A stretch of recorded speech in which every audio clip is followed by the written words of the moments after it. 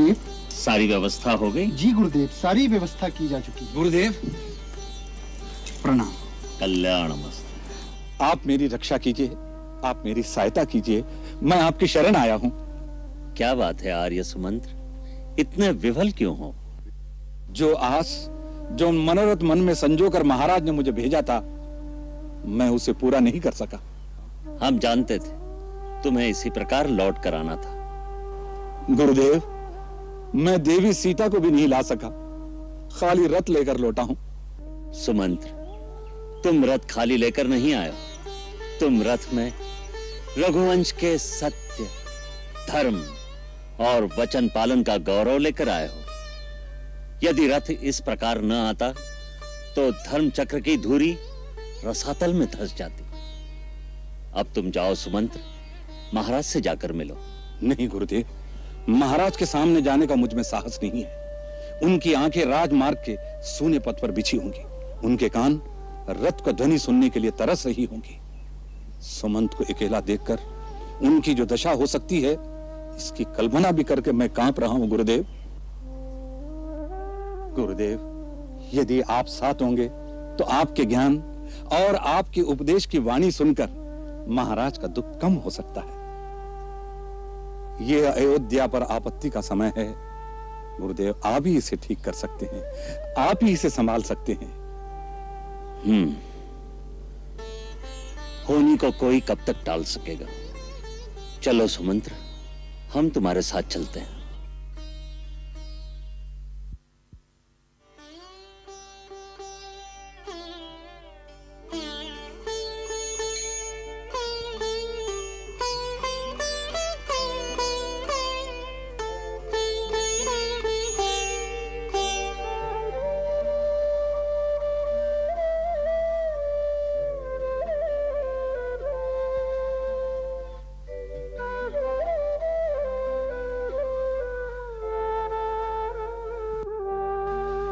स्वामी,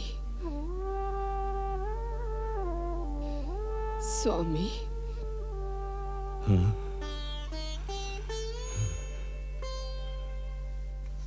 चरणामृत लीजिए।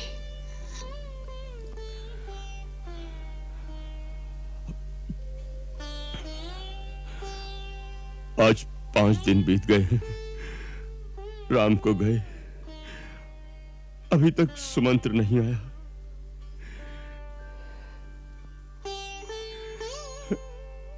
कौशल्य, वो उन्हें मना रहा होगा।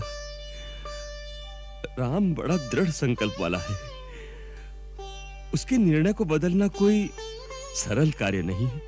महाराज की जय हो। हाँ? महाराज, गुरुदेव वशिष्ठ आर्य सुमंत्र के साथ पधार रहे हैं। हाँ? वो आ गए, उन्हें शीघ्र ले आओ। जो आ गया।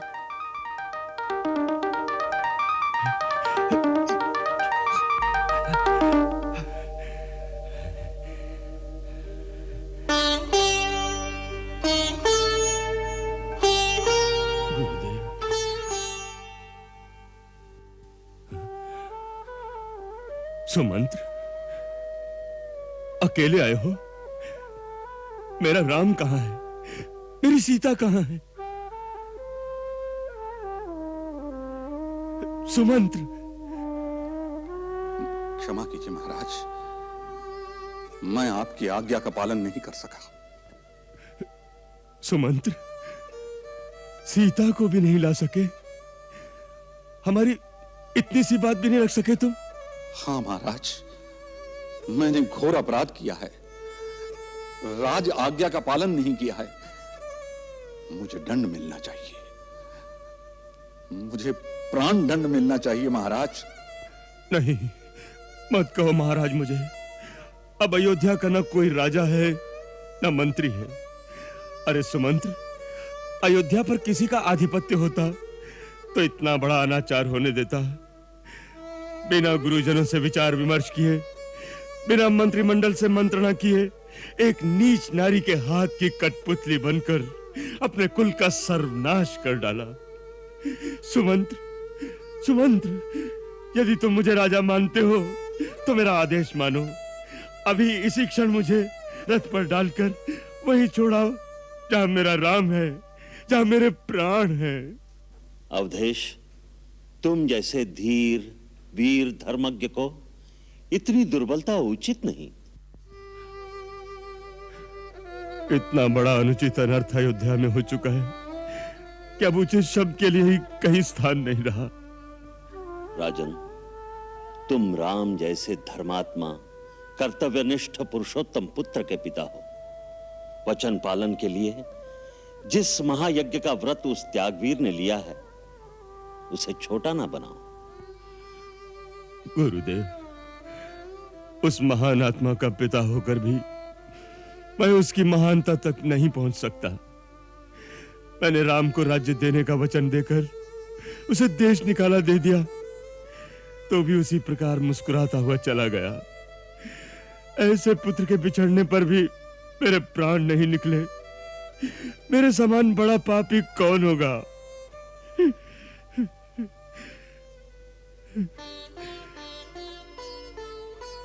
हे विधाता, यदि मैंने जीवन में कोई भी अच्छा कर्म किया है तो उसके बदले मुझे अभी मृत्यु दे दो। अब जीवन का दुख सहा नहीं जाता, नहीं सहा जाता।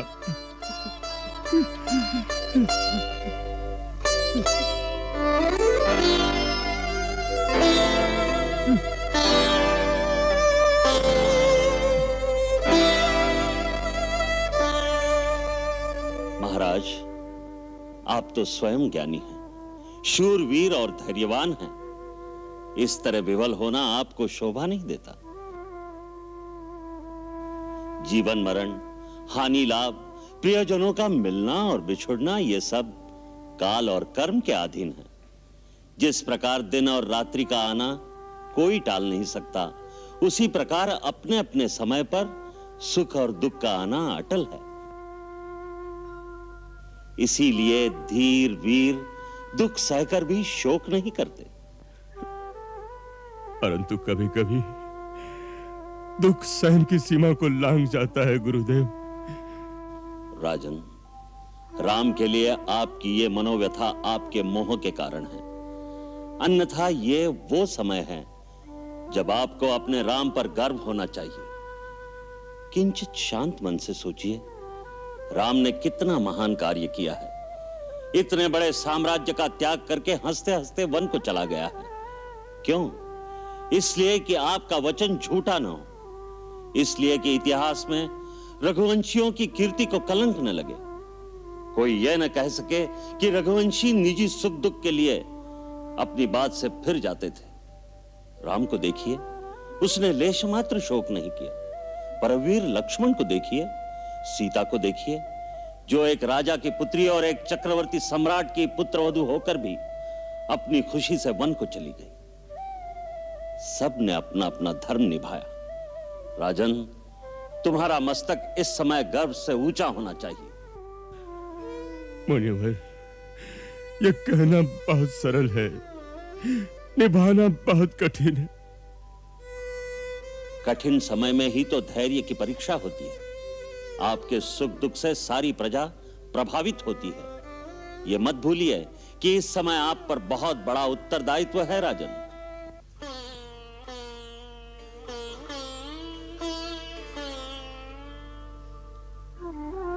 आपके लिए श्री राम ने भी बार बार यही संदेश दिया है कि पिताश्री, मेरे कारण आप चिंता मत कीजिए, वरना हमें दुख होगा। राज छोड़ने का मुझे कोई दुख नहीं है। उन्होंने भरत के लिए भी संदेश भेजा है कि वो ऐसा कुछ न करे जो हमारे पिताश्री को दुख पहुंचे। महाराज, अपने राम के खातिर ही ये दुख त्याग दीजिए। महाराज, तनिक विचार कीजिए महाराज। इस समय राम योग के अथाह सागर में अयोध्या का जहाज डोल रहा है।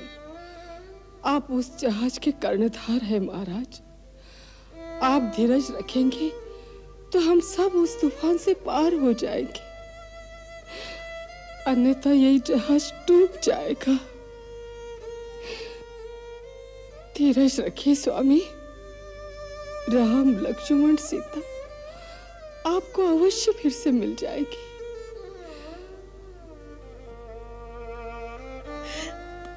धीरज रखिए महाराज, धीरज रखिए।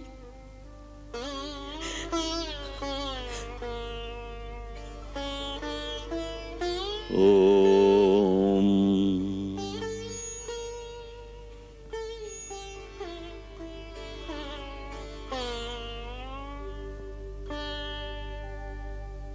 रानी, रानी, सब ठीक हो गया, सब ठीक हुआ।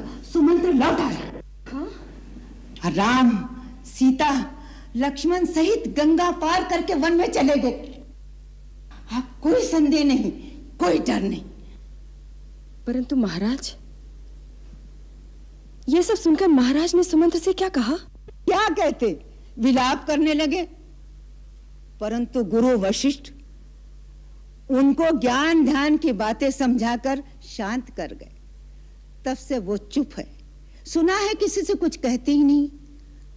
आकाश की तरफ देखते रहते हैं, देखते रहते हैं, बस। राम, राम, राम, राम, राम, राम, राम, राम। कौशल्य, कौशल्य, कौशल्य। स्वामी, तुम कहाँ हो देवी? स्वामी, तुम कहाँ हो? स्वामी। कौशल्य, तुम मेरा स्पर्श करो। मैं तुम्हें अपनी आंखों से देख नहीं पा रहा हूँ। तुम मेरा स्पर्श करो कौशल्य, मेरा स्पर्श करो। मैं आप ही के पास हूँ स्वामी। मेरे पास ही बैठी रहो। मैं आप ही के पास हूँ स्वामी। मेरा अंत समय आ गया है कौशल्य। सुना है मरने वाले व्यक्ति को कुछ दिखाई नहीं देता। ऐसे अशुभ बातें मत कीजिए स्वामी। धीरज से काम लीजिए। सुमंत्र ने क्या कहा था? अगर आप इस तरह संतप्त रहेंगे तो इससे राम को दुख होगा। गुरुदेव का उपदेश याद कीजिए। मैं माँ हूँ, परंतु गुरुदेव की बातें सुनकर मेरे मन में भी धीरज आ गया है। गुरुदेव ठीक कह गए हैं। राजा को रोना नहीं चाहिए स्वामी, नहीं रोना चाहिए। राजा को रोना नहीं चाहिए, परंतु ऐसा तो कोई विधान नहीं है कि राजा को मरना भी नहीं चाहिए। आप धीरज रखेंगे तो हम लोग भी जी सकेंगे। परंतु मैं तो नहीं जी सकूंगा देवी। ऐसी अपशकुन बात मुंह से मत निकालिए स्वामी, मत निकालिए। कर्म फल को कौन बदल सकता है रानी? जो जैसा कर्म करेगा उसका फल उसे भोगना ही पड़ेगा। कोई कितना भी बड़ा सम्राट हो, उसकी शक्ति, उसका समस्त सैन्य बल कर्म फल भोगने से राजा को नहीं बचा सकता। यही विधि का विधान है। कर्म ही सबसे शक्तिमान है। उसके आगे सबको शीश झुकाना पड़ता है। उस अंधे मुनि ने मुझे ठीक ही शाप दिया था। उसी की भांति मैं भी पुत्र वियोग में मरूंगा।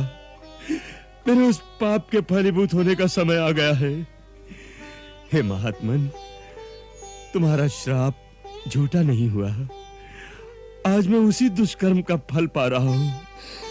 कौन मुनि? किसने श्राप दिया था आपको? श्रवण कुमार के अंधे पिता ने। श्रवण कुमार? कौन श्रवण कुमार? आपको भ्रम हो रहा है महाराज। नहीं नहीं, भ्रम नहीं। ये सत्य है कौशल्य, ये सत्य है। ये उस समय की बात है जब हमारा विवाह नहीं हुआ था। हम केवल युवराज थे, युवराज, और अपने यौवन के मद में बहुत शिकार खेला करते थे। चारों दिशाओं में हमारी धनुर्विद्या की बड़ी ख्याति थी। हम शब्द भेदी बाण चलाने में निपुण थे। लोग कहा करते थे कि राजकुमार दशरथ केवल शब्द सुनकर निशाना लगा सकते हैं। उन्हीं दिनों की बात है, हम रात्रि के समय सरयू नदी के तट पर शिकार खेलने के लिए गए थे, ये सोचकर कि जंगली भैंसा, मतवाला हाथी या बाघ पानी पीने वहां आएगा तो शब्द सुनकर निशाना लगाएंगे। इसलिए हम झाड़ियों के बीच छुपे हुए थे।